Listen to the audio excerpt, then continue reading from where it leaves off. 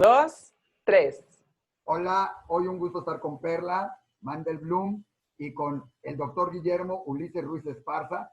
Para muchos, probablemente un futuro premio Nobel, un destacado científico, doctor, nanotecnólogo, etcétera, etcétera, de México, con el que tuvimos el gusto de platicar durante un encuentro con Andrés Roemer y otros especialistas, hablando de lo que sigue después del confinamiento. Yo lo primero que le quería preguntar a Guillermo es, ¿qué le dejó esa experiencia, ese encuentro, digamos, para tener su última apreciación de lo que fue esa noche que levantó mucho para platicar y comentar? No, primero que nada, muchas gracias por la invitación. Otra vez es un gusto estar con ustedes. Sin duda alguna, la experiencia que tuvimos la noche pasada fue muy gratificante porque pudimos conocer la perspectiva de muchos expertos desde diferentes ámbitos, como es el tema económico, el tema social, el tema ético, el tema de la salud, lo cual viene a nutrir nuestra perspectiva general sobre la problemática que estamos viviendo hoy en día. Oye, Guillermo, dentro de todo esto, yo sé que eres doctor, científico, etcétera, etcétera, experto, tienes postdoctorados y doctorados en nanotecnología y en varias biotecnologías y todo esto. Y algo que la gente preguntó ese día, y ahorita nos platicarás un poquito qué estás haciendo, es si todos estos conocimientos de nanotecnología no se podría inventar, ya sabes, estos bots chiquitos que entraran al cuerpo y eliminaran el virus, que limpiaran los pulmones, que ayudaran a respirar, o sea, como cura o algo para prevenir, con tanto que hay de la nanotecnología y todo esto que es muy novedoso, ¿por qué no se ha podido implementar algo para encontrar la cura y encontrar la vacuna?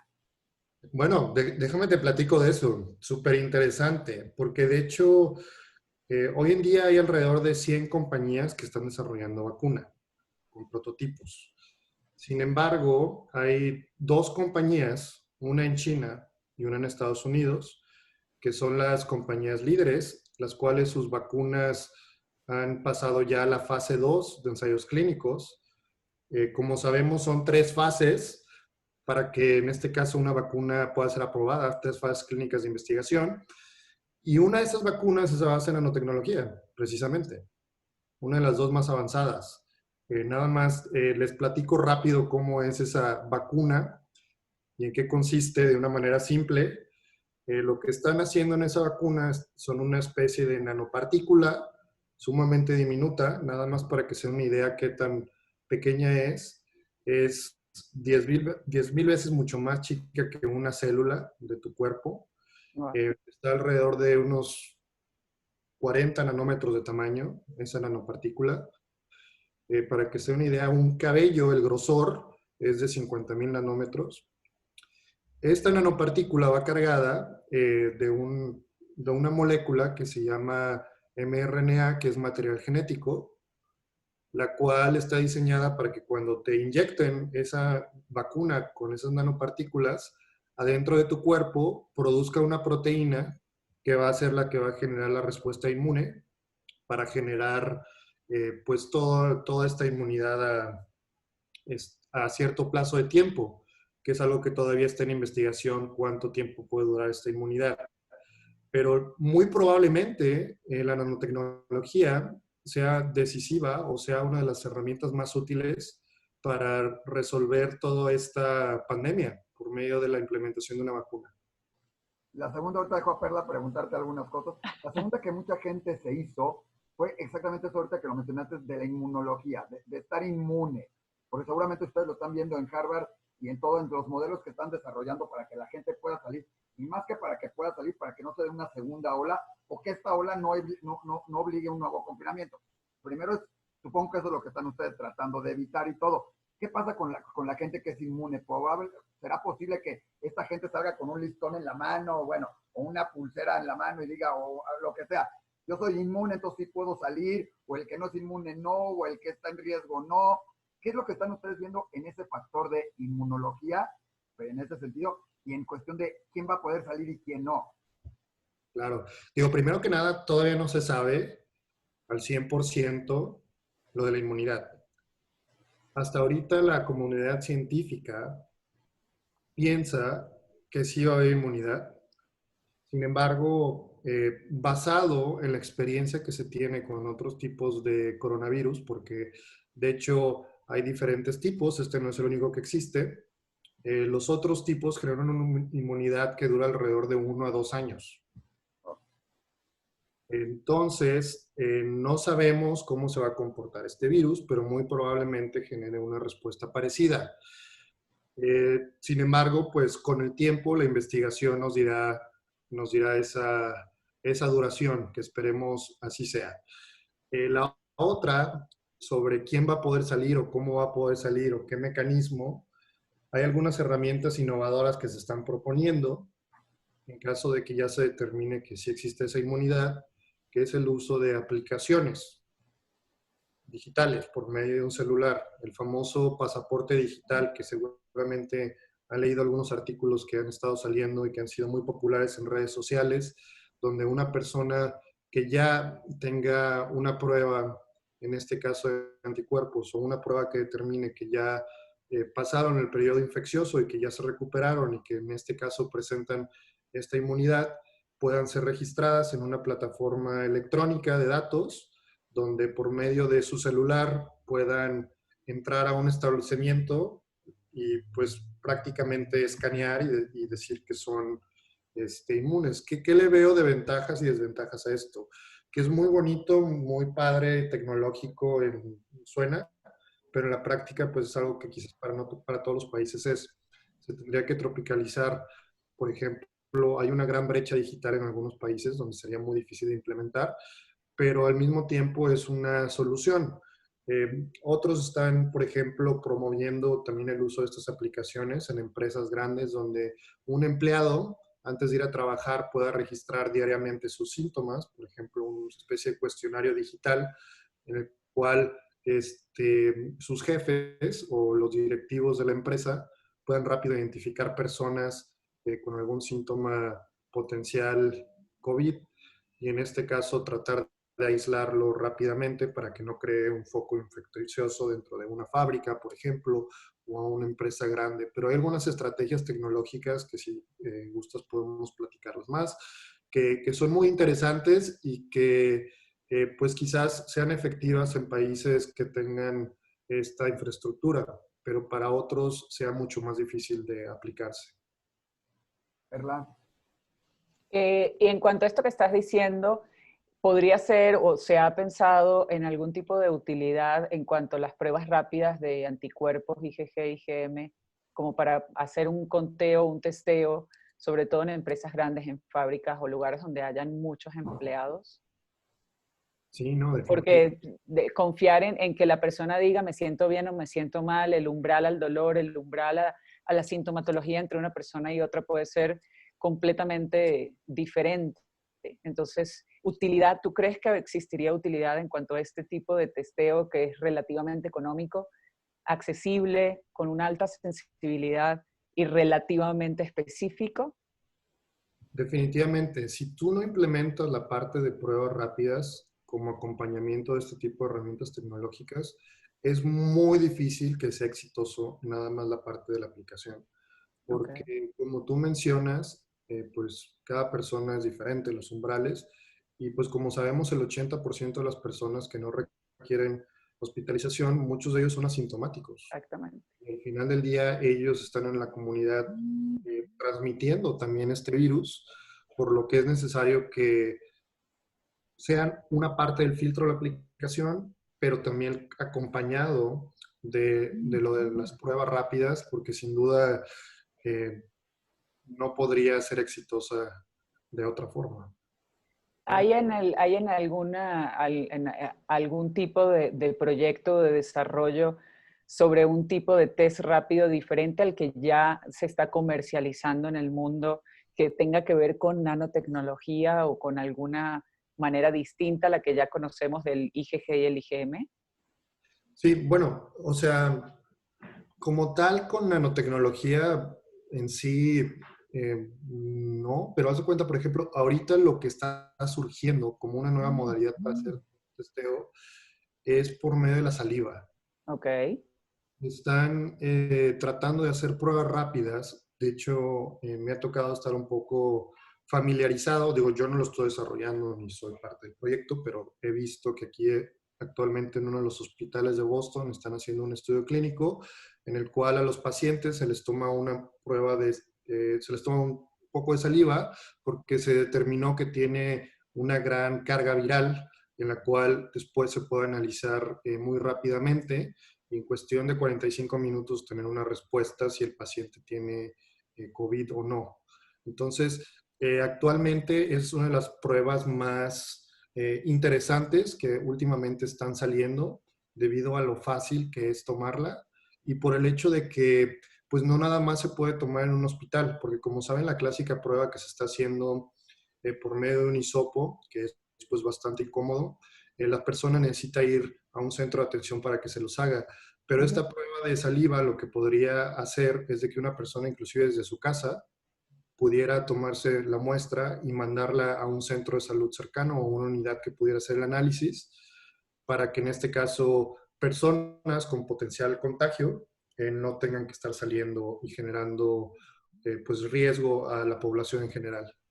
Y esta prueba, perdóname Isaac, esta prueba en comparación al PCR tiene mayor sensibilidad, mayor especificidad, es menos costosa, ¿o qué beneficio tendría comercializar o popularizar más esta prueba contra un PCR, además del no tener que salir de tu casa para hacerla? Claro. Mira, yo te voy a platicar. El objetivo es de que sea mucho menos costosa Ok. que todo esto, o eso es lo que todo el mundo está tratando de que así sea.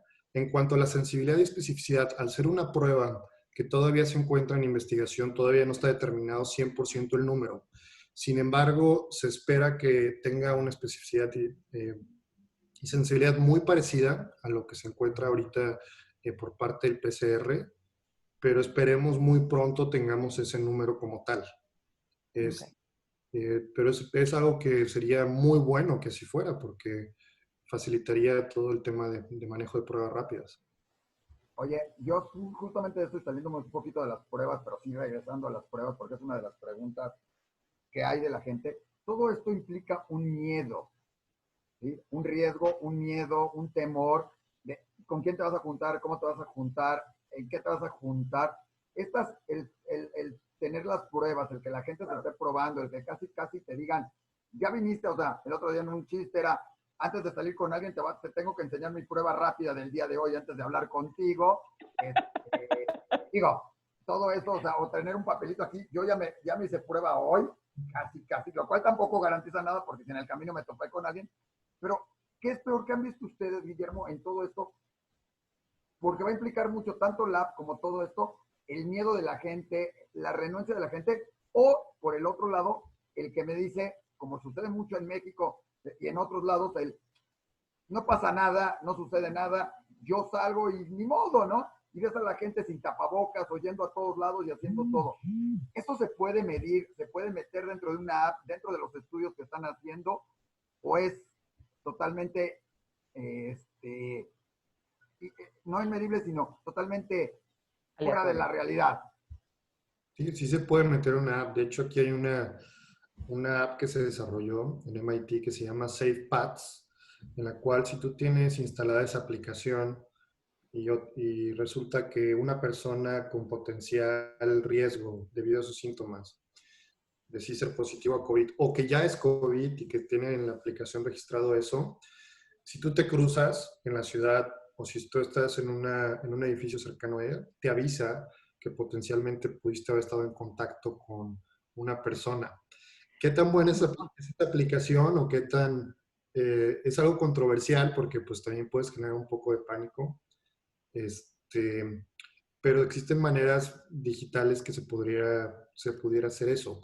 Pero si tú me dices de que qué es lo que va a pasar si cada vez que tú interactúes con alguien en la sociedad vas a tener que estar seguro que si estás enfermo tú o la otra persona, pues es algo que es bien complicado ahorita, porque sí, definitivamente quizás no haya una respuesta 100% correcta desde el ámbito social, pero desde el ámbito médico, pues vamos a tener que aprender a vivir con una nueva realidad, en la cual de aquí a que exista una vacuna, vamos a tener que cuidarnos, vamos a tener que mantener el famoso distanciamiento social, las medidas de higiene, de manos, que seguramente la doctora Perla pues está súper familiarizada como todos nosotros en la comunidad médica, que pues casi seguramente nuestros familiares nos preguntan constantemente, porque sí es algo que definitivamente si no se cumple esa nueva normalidad y esas precauciones de protocolos de salud que van a ser muy distintos para diferentes industrias, pues sí se puede volver a generar otro pico, que es algo que no queremos. Oye, y la parte un poquito ética en este sentido, porque justo lo mencionaste, si yo sé quién tuvo COVID, pues puede empezar una ola de, así como ahorita en Estados Unidos desafortunadamente tienen todos estos problemas que están teniendo por lo que sucedió con el policía, etcétera, etcétera, puede generar una ola hijos, el infectado, como sucedió en algún momento con el SIDA, que era como gente que tenías que evitar y era casi una peste, lo cual no, y se descubrió, se vio que no, pero eso puede ser, y la segunda parte de eso, una app como la que estás tú desarrollando y todo esto, al estar funcionando, al decir, pues tú, y ya haces los datos y puede ser que tengas COVID, no puedes salir de tu casa, no está coartando las libertades de la gente en un momento, o mi propia libertad, o me estás controlando a mí una app, que la app me diga a mí, o sea, llegamos a ese que en alguna vez nos imaginamos en las películas de un robot o una cosa te dice, prohibido salir de casa porque, y te lo está dando ni siquiera una persona, puede ser la propia app, por decirlo. No está coartando las libertades. ¿Cómo lo ven ustedes en Harvard y en MIT? Porque seguramente se lo han de haber preguntado y discutido.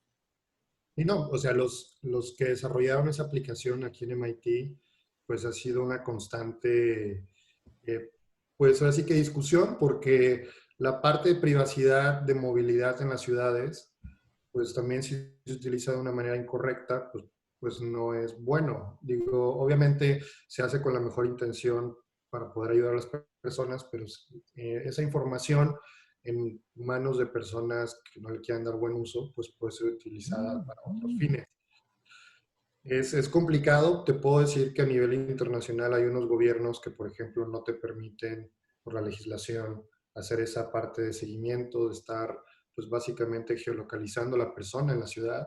Hay otros gobiernos que son mucho más laxos, que básicamente con que la persona baje la aplicación y acepte los términos y condiciones de ella, sí puede funcionar. Pero yo estuve, de hecho, viendo un poco lo que hizo, en este caso, Apple y lo que hizo Google en sus App Stores. Y de hecho, lo que pasó en algún punto es de que ellos empezaron a no aceptar aplicaciones que te hicieran geolocalización más de 24 horas seguidas.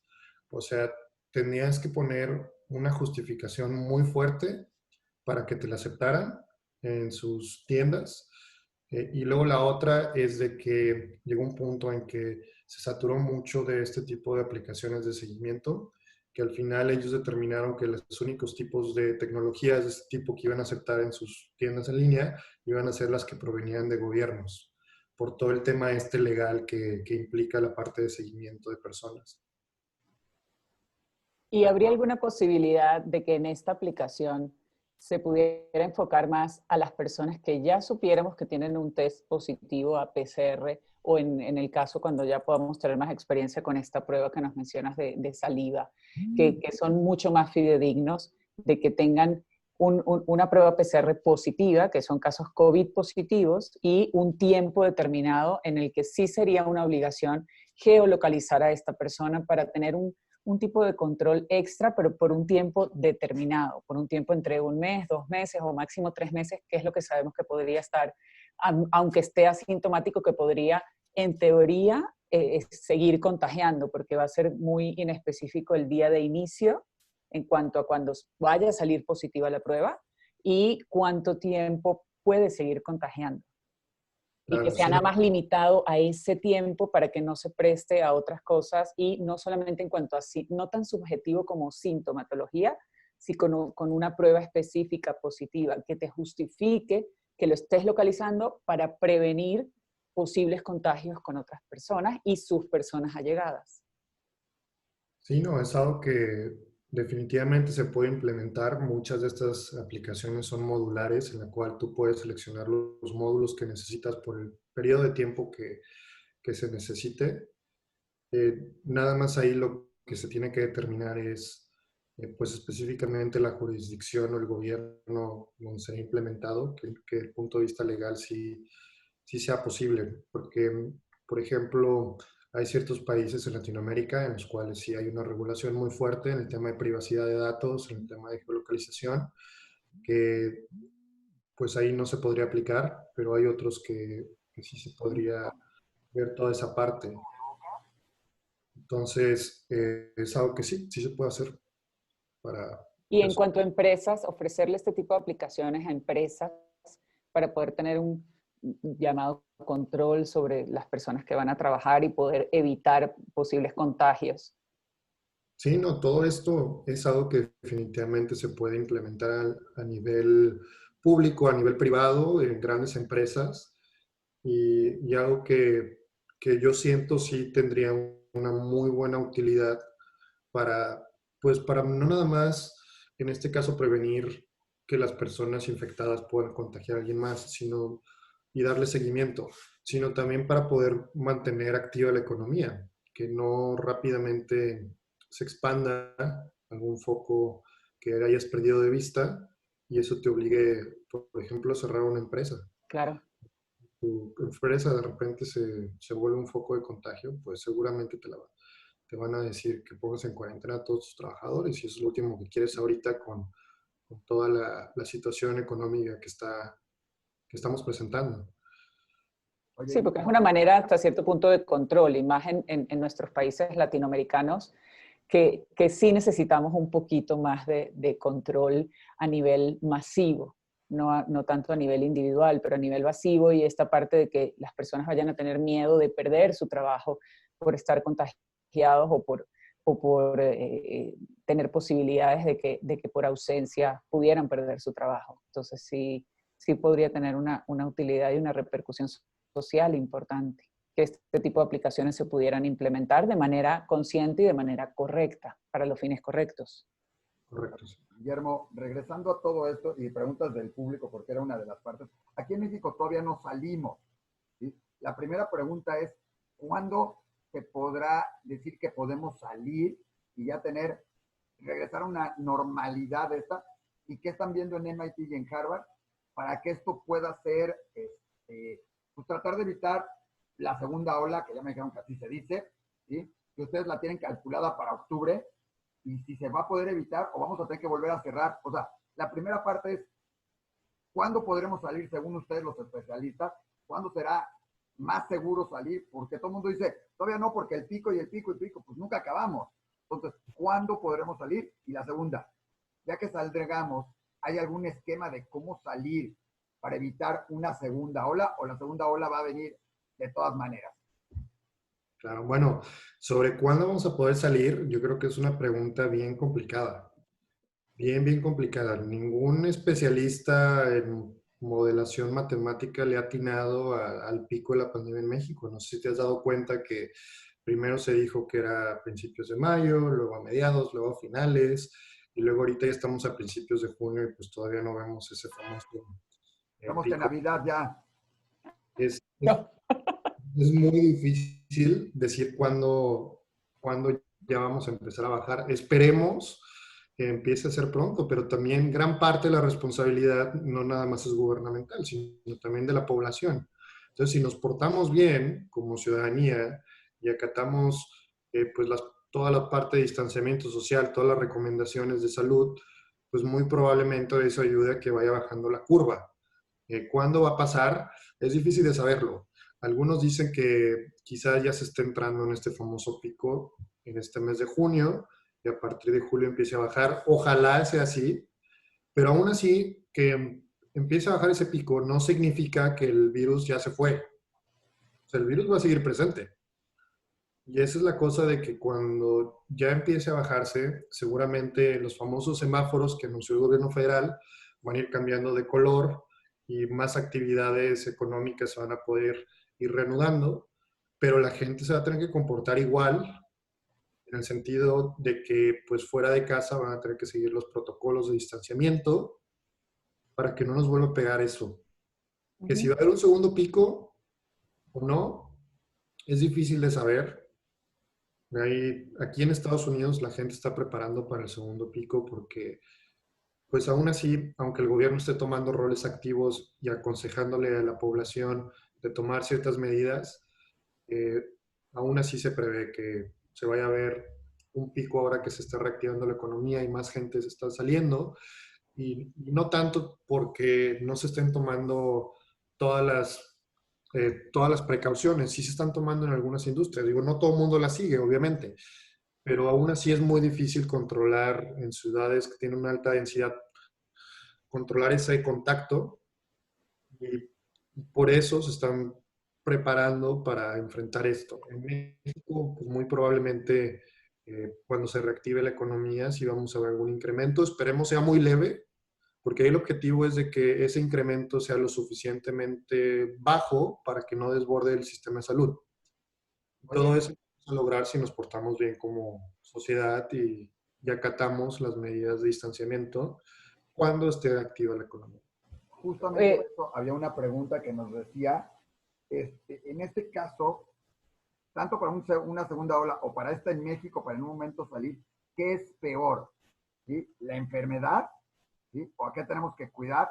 La enfermedad, el miedo y el daño psicológico que está causando, lo vimos en la de esta, en niños, en jóvenes, en adultos mayores que los tenemos encerrados y aislados totalmente a la mayor parte, o la economía. ¿Qué tenemos que cuidar? Porque muchos dicen, muy bien, cuido la salud ahorita, pero al descuidar la economía y otros campos de la salud, ¿sí? Al rato voy a tener un pico de enfermedades y de muertes por otras razones, por los daños psicológicos, o al rato vamos a tener gente, no sé, muy dañada en esos sentidos. Entonces, ¿qué se tiene que cuidar? ¿Qué tiene que ser en un momento? La enfermedad, la economía, la salud mental. Pues todo. Ahí la pregunta complicada es el cómo balancearlo. Definitivamente la parte económica pues es muy lamentable toda la gente que ha perdido su empleo o que está en una situación muy difícil en casa por no recibir ingresos, pues está sufriendo. Y sí, como tú dices, puedes encadenar en otro tipo de problemas psicológicos. Inclusive muchas personas no están recibiendo la atención médica que regularmente reciben por otras enfermedades que no tienen nada que ver con COVID y también están sufriendo en sus casas. Y también eso puede aumentar la mortalidad. ¿Qué es lo que se debe de hacer? Es súper difícil. O sea, quizás algunos te digan que se deben de enfocar más en la economía, otros más en la salud. En lo que mi opinión personal, y yo digo opinión porque no es una recomendación, porque yo creo que nadie tiene la respuesta correcta, es que pues tenemos que ser eh, muy cuidadosos en la manera que se reactive la economía. Tenemos que intentar hacerlo de una manera que sea efectiva, pero también segura. Porque si nosotros no cuidamos la parte de salud, lo único que va a pasar es de que otra vez te va a llegar un pico que vas a tener que volver a cerrar y a la larga va a haber una afectación económica mucho mayor si tienes que estar cerrando a cada ratito. Entonces, yo creo que nunca en la historia nos hemos dado tanta cuenta que la salud y la economía están interconectadas y las debemos de tratar como tal, como algo interconectado, no como entes separados.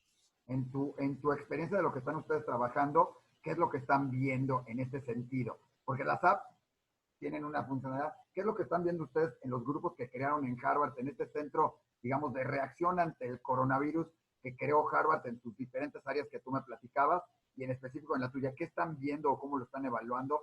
¿Cómo lo están preparando?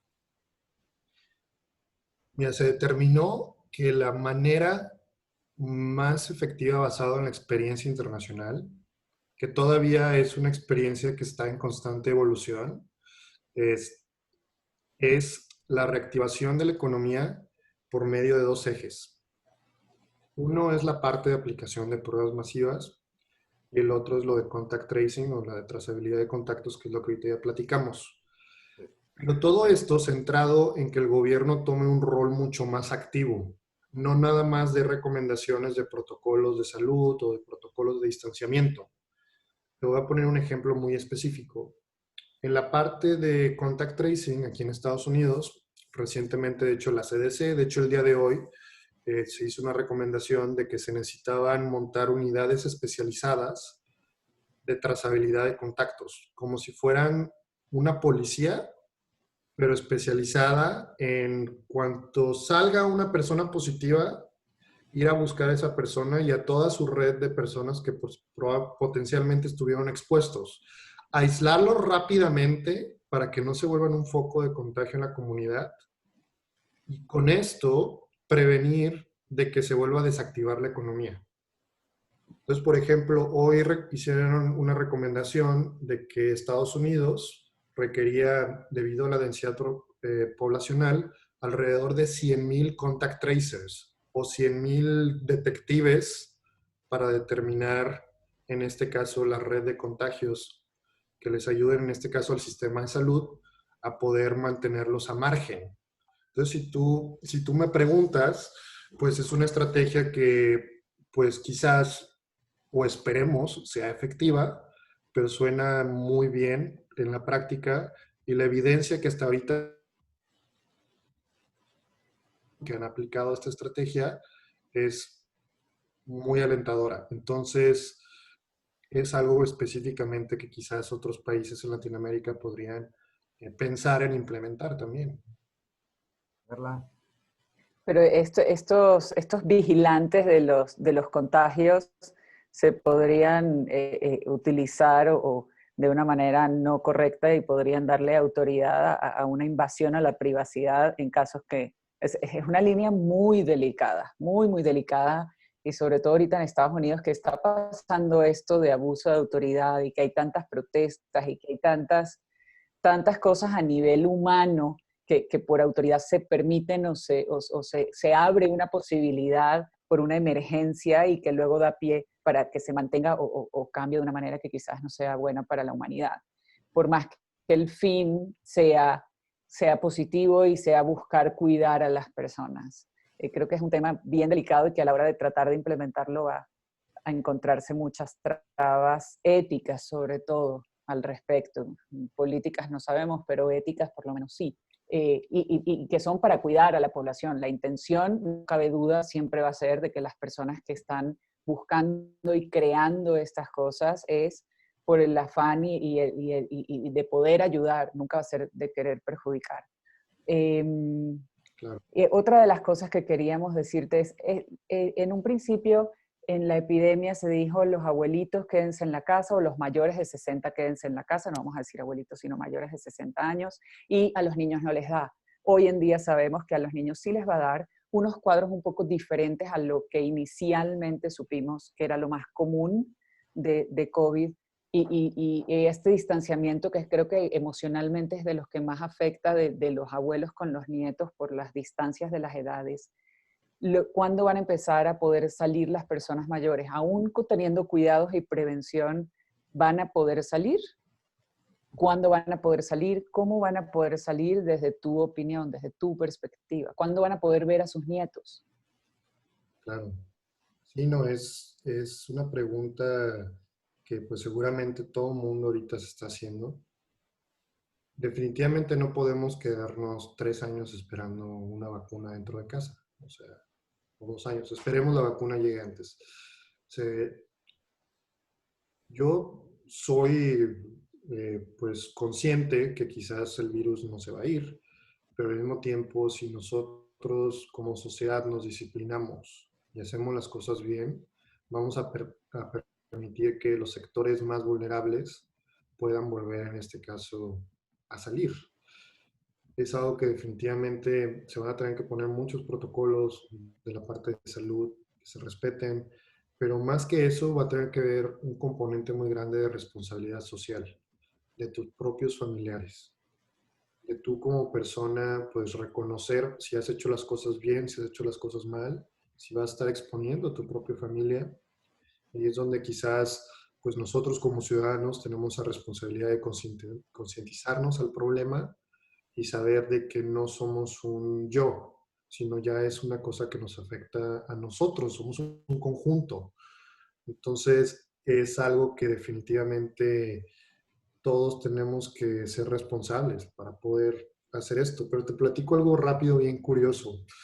Se hizo un estudio científico aquí en Harvard, es una modelación matemática de cómo poder salir efectivamente sin que te vuelva a generar otro pico. Es un estudio, no es una ley o que ya se esté haciendo algún gobierno, nada más lo quiero aclarar, pero en el estudio se determinó que si se aísla en cuarentena al 50% de la población de 30 años de edad a 45 años de edad, Ajá. es lo mismo que poner en cuarentena a todos. Wow, eso es muy interesante porque además, bueno, por lo menos en México, de lo que yo he visto, la mayor cantidad de personas enfermas con síntomas que requieren hospitalización van de 35 a 55 años. Los mayores de 60 tienen más alta posibilidad de mortalidad, pero el grupo más afectado en cuanto a sintomatología y hospitalización es de 35 a 55 años. Y son las edades de los papás de los niños. Ojo, yo ya la libré en los dos grupos. Ni llego a 60 y ya no soy 55, así que me quedé así como ni de aquí ni de allá. Excelente. Oiga, a ver, yo no te la entendí en eso, o sea, la entendí, lo comprendí, pero quisiera decir que si todos los que están entre 35 y 55 se quedaran en casa, bueno, la mitad de ellos, podríamos acabar con esto rápidamente. Hoy en día se está quedando tranquilamente la mitad de ese núcleo dentro y muchos más núcleos, porque no lo estamos midiendo. Entonces, ¿qué sucede con eso? Porque pues, suena muy interesante, pero eso de tienes entre 35 y 55, quédate en tu casa y con eso, ¿o cómo? ¿Qué sucede con los demás? La razón de eso es porque el grupo de 30 a 45 años de edad son los portadores. Son un grupo poblacional que es intergeneracional. Muchos de ellos son padres de familia y que tienen pues obviamente niños, adolescentes en casa, pero que también están en contacto con sus padres, que son adultos mayores, y que al final del día son la población productiva que tiene altos niveles de movilidad en las ciudades, que muchos de ellos pues son asintomáticos o tienen síntomas muy leves y están prácticamente transmitiendo y regando el virus en las ciudades. Entonces, en ese estudio, bien interesante, dice que si nosotros logramos aislar al 50% de esa población, mantenerla en casa y que el otro 50% siga trabajando, va a ser el mismo resultado que si todos estuviéramos en cuarentena, según sus proyecciones matemáticas. Entonces, lo que ellos proponen en el estudio es de que se puedan tomar políticas, por ejemplo, los empleadores, en la cual escalonen turnos y que, por ejemplo, si ellos tienen un grupo de esta población que les conté de 30 a 45, traten de que nada más el 50% de ellos estén trabajando al mismo tiempo. Uh-huh. Por ejemplo, un día sí, un día no. Y que la otra, y que el otro día, cuando no esté la otra mitad, pues el grupo, el primer turno se guarde en su casa y no salga. Y que el chiste es de que no estén circulando el 100% de esta población al mismo tiempo en las ciudades.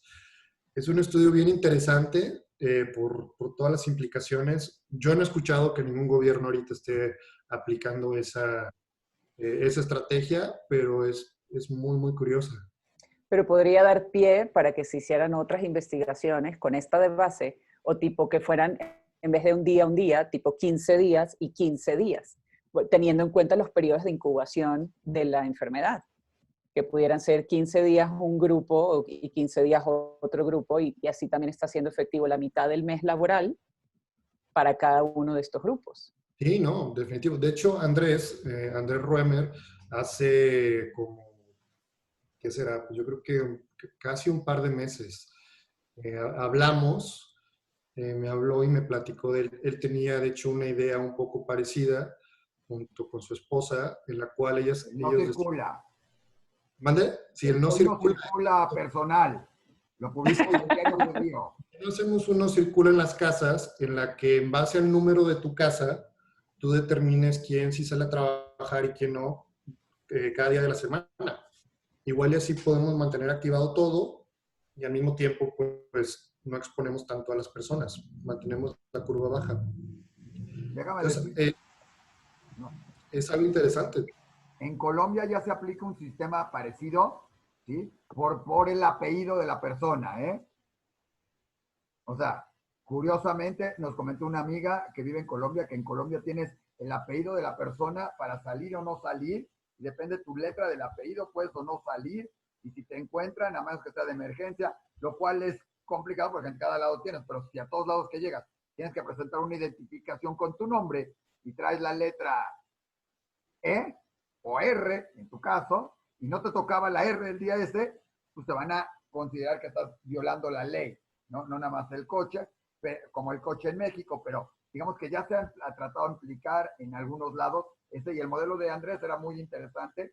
Hay un modelo de Israel que habla de 10-4, o sea, de 10 días de trabajo, 4 días de descanso, ¿sí? Hay varios modelos. En MIT y en Harvard, ¿ustedes han encontrado o algo, han buscado algo para estas personas mayores, para los adultos mayores, algo que pueda servirles, algo que estemos contemplando para las personas mayores? Se está analizando dentro de sus grupos qué sucede con las personas mayores, no por su tasa de infección, sino por su tasa y el riesgo que implica, no nada más ellos, sino para diabéticos y etcétera, otras enfermedades. ¿Se han analizado algo para ellos, considerarlo, tenerlo? No sé, ¿se ha estudiado? Sí, se están, por ejemplo, una de las cosas que se están ahorita proponiendo es establecer sistemas de monitoreo continuo para población en riesgo. De hecho, se dice que toda esta pandemia, toda esta crisis, alguna de las cosas que nos dejó es de que toda la revolución digital y de los famosos wearables se aceleró hasta 5 o 10 años. Que pues ahora que los vemos como herramientas muy útiles, se van a empezar a adoptar mucho más.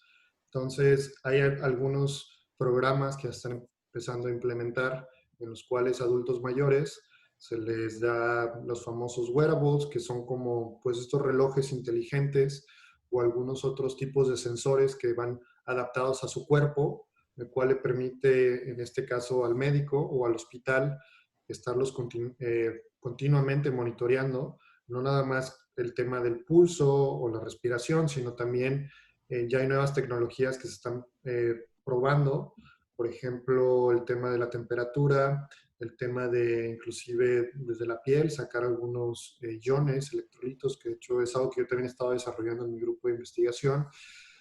Y algo bien interesante también que el otro día estuve presente en un demo, por medio de un celular, tú tomas un video, una selfie, y te puede medir por tus movimientos respiratorios tu nivel de saturación, algo que yo ni siquiera sabía que se podía hacer, pero se puede hacer literal desde cualquier celular por una app. Entonces, nada más para ser un poco más concreto, ahorita por la vulnerabilidad de la población en riesgo, están proponiendo usar sistemas de monitoreo continuo para luego que se detecte una persona con potencial infección, tratarla temprano para evitar en este caso pues el avance de la enfermedad.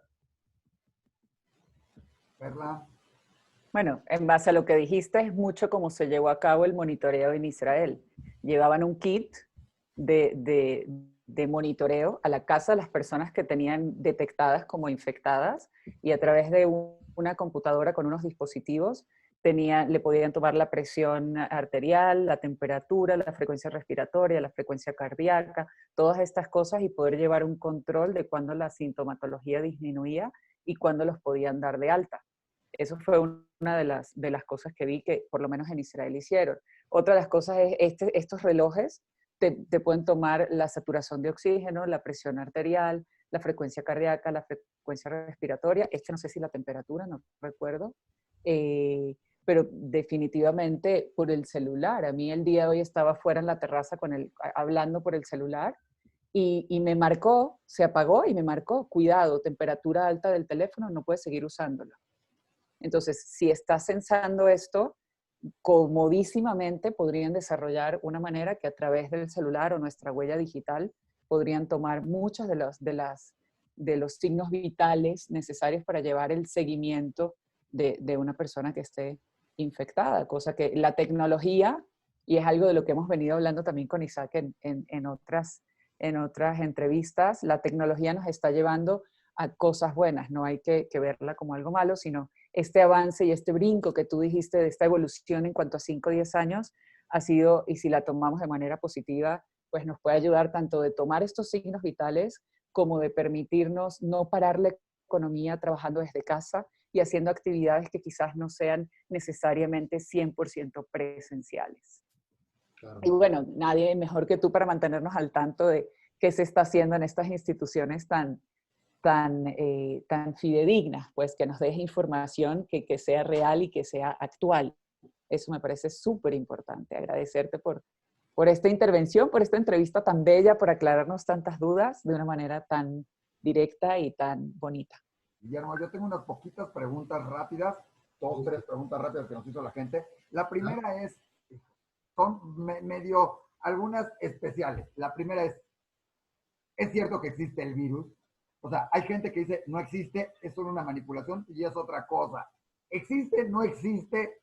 Así, muy clara la pregunta, o es una simple manipulación, o es simplemente el miedo.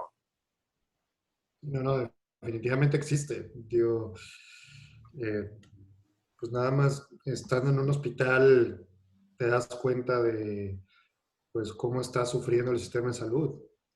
Muchos médicos, pues colegas de nosotros, tanto de Perla como míos, pues inclusive han perdido la vida, pues están ahí arriesgándola día a día tratando a estas personas. No es una manipulación, yo lo que les digo es de que sí hay que cuidarse, no es algo para fundir miedo. Desgraciadamente, pues es la biología, es algo que no podemos controlar a veces y nos pasó que esta pandemia se presentara este año.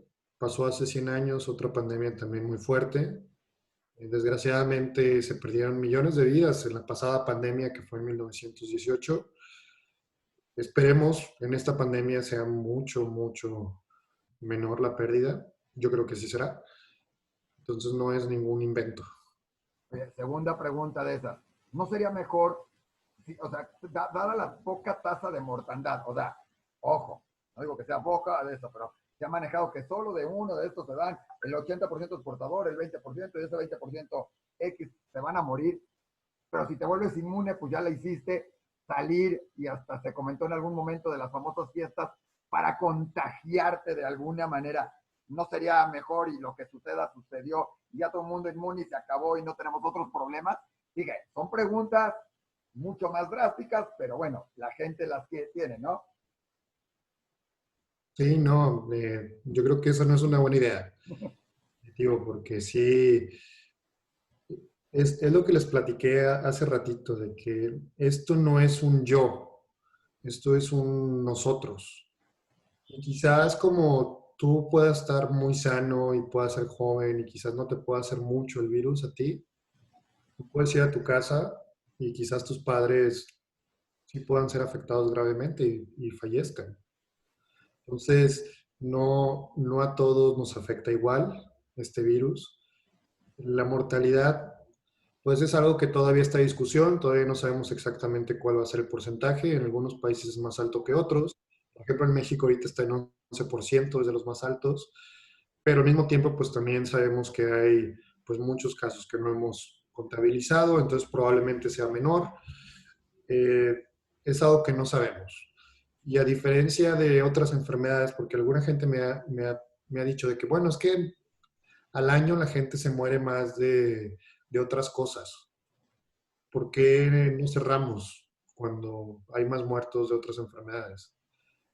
Yo lo que les digo es de que, por ejemplo, en este caso es un poco diferente, porque es una enfermedad infecciosa y que, a diferencia de otras enfermedades que sí matan mucha gente y que no son transmisibles, pues en esta podemos hacer un caos si llegamos a infectarnos todos al mismo tiempo. En un país tan grande como México, que tenemos alrededor de 130 millones de habitantes, si eso llegara a pasar, nada más ponte a pensar, si la mortalidad ahorita es 11%, digo, probablemente sea menor, pero si es 11%, imagínate el 11% de esos 130 millones de habitantes falleciendo. Con el 2% de esos habitantes también se vuelve...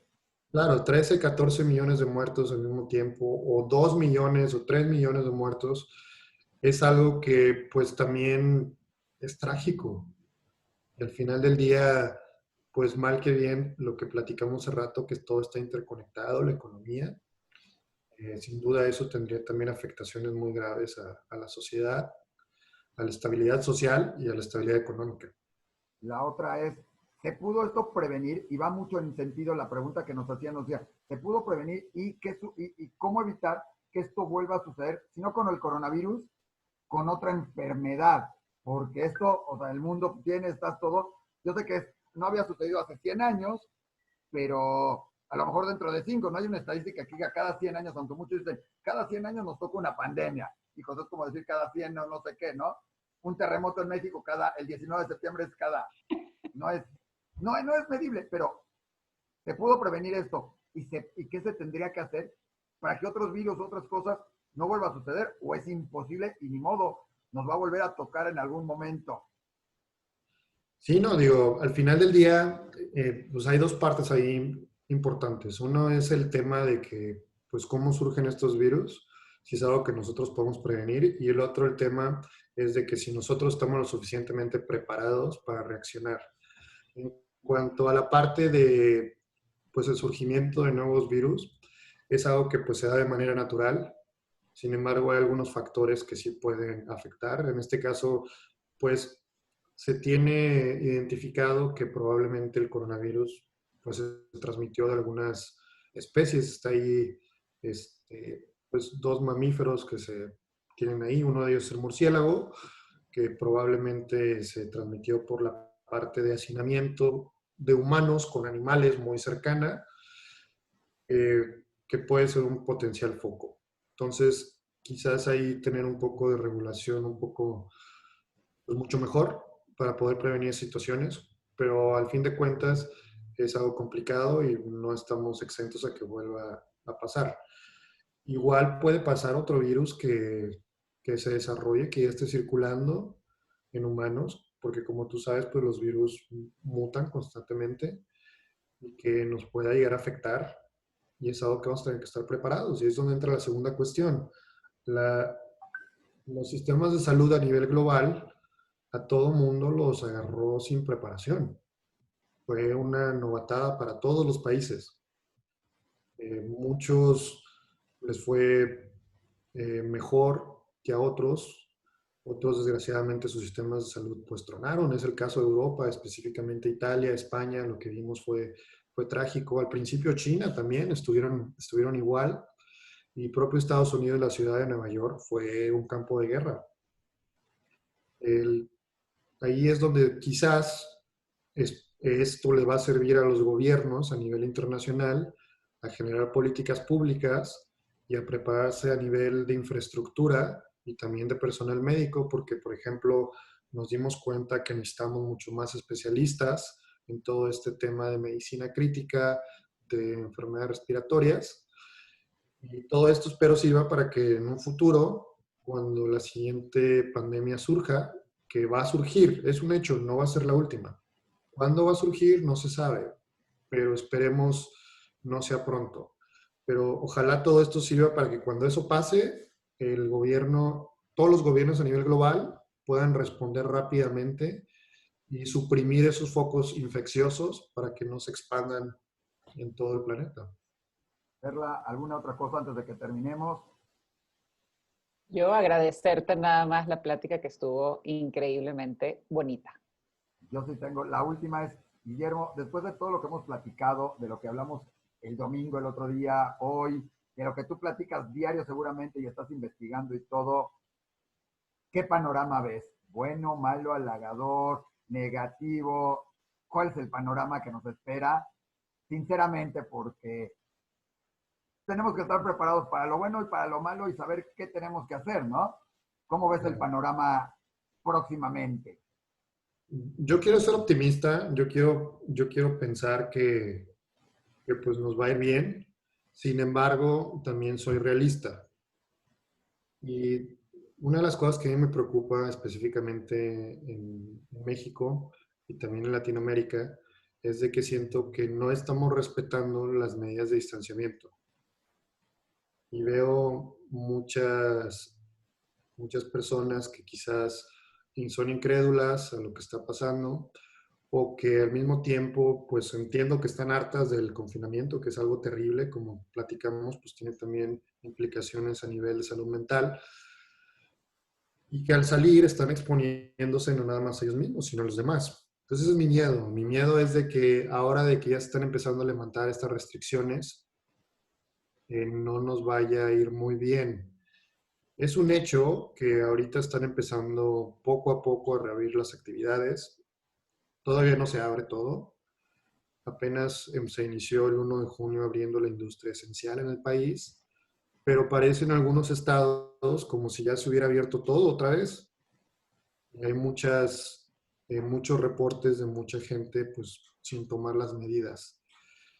En base a esto, yo espero que los gobiernos puedan hacer intervenciones pues mucho más efectivas para concientizar a la población y que no nos vaya a afectar todavía más, porque como sabemos en México ya rebasamos la barrera de los 100,000 casos, de los 11,000 muertos y todavía no llegamos al pico. Y ahora que ya estamos reactivando, es algo que pues tenemos que tener mucha conciencia y responsabilidad, porque si no ese pico, en vez de suprimirlo, lo vamos a alargar más. Mi pronóstico es de que, bueno, no sé si me gustaría dar un pronóstico, porque es algo complicado, pero sí te puedo decir que desgraciadamente la gente no está siguiendo las indicaciones. Yo creo que como sociedad nos tenemos que unir para que las sigan.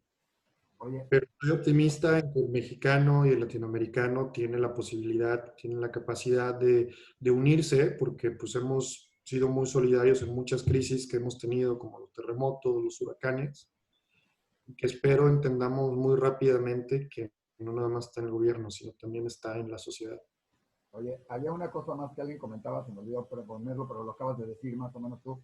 Puede llegar un momento en que se vuelve una normalidad y digamos, ya salimos, igual salgo con tapabocas, todo, si se muere el de al lado, se murió, o sea, estoy yendo muy grave, pero el que volvamos a una normalidad, como diciendo, bueno, tengo que sobrevivir, tenemos que abrir el país y lo que vaya sucediendo y los hospitales los que puedan atender y como si es una enfermedad X más, puede llegar a eso. Yo no sé cómo lo ven en Estados Unidos, que hoy están más preocupados por toda esta parte de racismo, de todo, en muchos sentidos, que ya quieren abrir deportes profesionales, que en otros lados del mundo quieren, que volvamos a esta normalidad de decir, ¿qué importa? Bueno, se enfermó, murió, o sea, yo no quisiera y no lo quiero ver así, y espero nadie lo pueda ver así, pero que lleguemos a esto en un sentido, y tomemos las medidas, pero bueno, lo que sea es. Sí, digo, el virus está para quedarse. La verdad es de que no se va a extinguir y probablemente aunque exista la vacuna, va a seguir circulando como circula la influenza pues, cada temporada. Sin embargo, el objetivo es que con la vacuna, pues esto no se vuelva una normalidad o una mortalidad normal, sino que regularmente pues vaya bajando poco a poco todo esto. Sin embargo, hay una diferencia. Las cosas que se están empezando a reabrir aquí en Estados Unidos ya van a la baja los casos. En México todavía no. Aquí sí. Oye, Y la otra es de que, pues sí puede pasar eso que tú dices, de que pues quizás la curva no baje y se vuelva como que normal que los hospitales se saturen, pero espero no pase porque la infraestructura del sistema de salud mexicano, desgraciadamente, no es suficiente para atender a tantos millones de personas. pues esperemos que no suceda, esperemos que esto, que aparezca rápido. Yo espero que gente como tú le encuentren con todos los conocimientos que tienen en tantas cosas, en medicina, en nanotecnología, en biotecnología, etcétera, etcétera. Gente como Perla, algunos que otros locos que conocemos por ahí que estudian conmigo biotecnología y que están desarrollando muchas cosas. Y entre todos estos 100 laboratorios encuentren algo que sea rápidamente y que nos ayude a parar todo esto. Y ahora sí, de detectar que los médicos, los científicos y los investigadores tienen una importancia mayor que muchas otras cosas que de repente nos habíamos olvidado y los teníamos ahí como, ¿quién le quiere dedicar a eso, no? Hoy son los héroes, son los que están buscando y son los que están buscando literalmente salvar a la humanidad. Sí, no, definitivo. Yo creo que esta, pues esta época que nos está tocando vivir no es de los influencers, es de los médicos, de los científicos, que son los que tienen que salir a informar a la población, porque pues sí, definitivamente ha habido muchas famosas fake news o noticias falsas. Yo creo que van a tomar un papel fundamental de ahora en adelante en la sociedad debido a todo este pues gran sacrificio que están haciendo por todos. Y, y sí, en lo que no llegue esa vacuna, que probablemente tarde pues 18 meses es lo que se espera, ojalá y sea antes, tendremos que aprender a vivir con esta nueva normalidad. Pues muchísimas gracias, Perla. ¿Algún otro comentario? Yo sé que agradecidos, pero si querías después de esto que dijimos, decir una sola cosita, despedirnos y Sí, agradecerle a Guillermo, al doctor Guillermo Ulises, porque el otro día le dijimos biólogo, pero es doctor, es médico cirujano y no quiero leer porque tenemos como 2 horas de currículum y de currículum. palmarés que tiene el doctor Guillermo Ulises Ruiz Esparza. Guillermo, agradecerte como médico y científico que todavía continúes con esta parte tan humana. A mí me encantó lo que dijiste de concientizar a la sociedad de que no es un gobierno, de que no son ellos, de que todo tiene que empezar desde la casa y desde uno y entender que yo eres tú y tú eres yo, como también lo dice el yoga, esta conciencia universal de que todos somos uno. Entonces, si pudiéramos de alguna manera concientizar esto en la población general y de que si yo me cuido y tú te cuidas, nos cuidamos todos, vamos a poder salir de una manera más sana, más saludable en todos los aspectos de este problema que estamos enfrentando ahorita. No solamente el avance a nivel científico, sino el avance a nivel conciencia, a nivel somos todos uno. Eso me encantó y agradecerte que con todos estos estudios y toda esta tecnología y toda esta ciencia tengas un espacio todavía en tu persona para compartirnos esta enseñanza de alguna manera espiritual. No, muchísimas gracias. Ha sido un gusto poder platicar con ambos. Siempre agradecido también con Andrés, que no está aquí, pero siempre compartir, yo creo que es muy importante y aprender entre nosotros, porque también aprenden ustedes. Yo creo que estamos en una época donde cada uno tiene que poner al servicio de los demás sus habilidades, su conocimiento, para entre todos poder salir adelante. Muchas gracias. Muchas gracias, Guillermo. Y cuando recibas el premio Nobel, ¿sí? Nos avisas para estar allá al ladito y nos recuerdas y nos dices, yo me acuerdo que le di una entrevista a ellos, por favor, y platiqué con ellos, yo poderla presumir, No, muchas gracias. Gracias.